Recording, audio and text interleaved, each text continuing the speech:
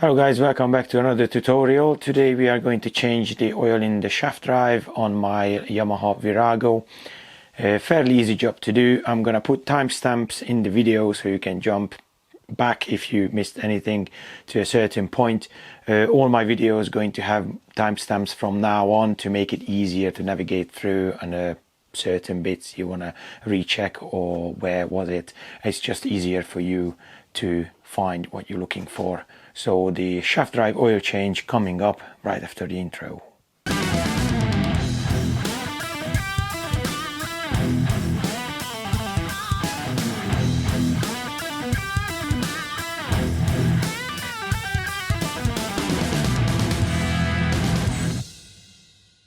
To drain the oil from the shaft drive unit, you need to take off that bolt, take out that bolt. It's a 17mm hexagon head, so use your recommended ratchet for that.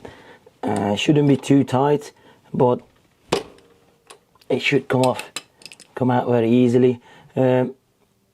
One thing is important to do is try to do this after you take this bike for a ride, so the oil is a little bit warm, so it comes out a little bit easier. And that's it. This one as well has a magnet on the bolt. I'm going to show it to you in a minute. I just give it a couple of spins to work, to move the gears around a little bit to make sure I get everything out. Right, so this is the drain bolt. I'll put it there, show it there as well. And there, here's the focus point. Right, I'm gonna wipe it off to see the magnet, what kind of stuff we have on it. Nothing big one, just little metal particles. So here is the magnet, just right there. Just wipe it off to make sure it's nice and clean. Perfect fit. Look at that. Bang on, made for this. Right, we're gonna wipe that off and then we're gonna screw this back in. We're not gonna torque it for now. Well, just for now. We are going to torque it, but not just yet. That's it. Just give it a little nipping it up. That's it. So it came out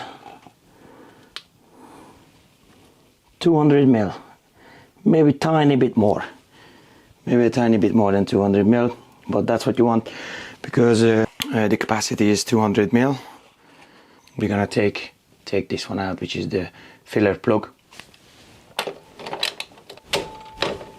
That shouldn't be tight either, because both of them should be 23 Newton meters. Yeah, it's got the washer as well.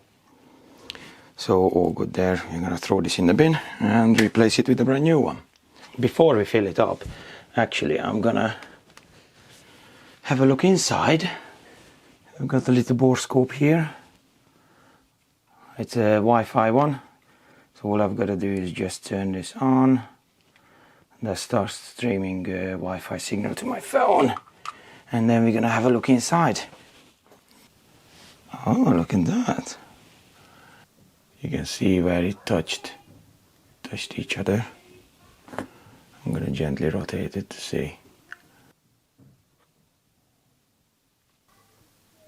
It's got a little bit of a wear, but nothing crazy. It's got some score marks, to be honest. You can clearly see where it touches each other. It's really hard to tell because obviously I'm not the first owner of this bike, and maybe the previous owner didn't use the right shaft oil or didn't change it in the time it should have been, because it's very important to use the right oil for this drive, because this is a hypoid high-weight gearbox, so it's important to use the right rated oil for it, which is GL4 to GL5 API rating.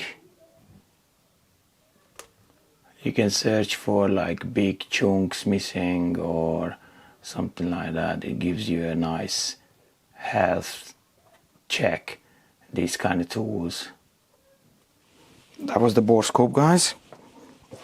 If you're interested buying a Borescope like this, I'm gonna put the link in the description of this one. Home. Is it Home? I don't know how you say it, but looks like it says Home. The oil we are going to use is the Motul HD SAE 80W90. This is a high shear resistant oil. It's mineral, but I don't think that's a problem, to be honest. I'm gonna change it every year anyway. Just gonna fill it up until I can see the oil in the hole, and then gently you're gonna have to fill it up all the way until it nearly comes out here at the thread. So just for now we're gonna start pouring some in. You literally can't overfill this one because it just will come out on the filler hole here, which is nearly what you want, because this is the point where you want it. Okay, I can see the oil now. Going to give a little turn on the wheel just to move the oil around to make sure it's everywhere on the gear.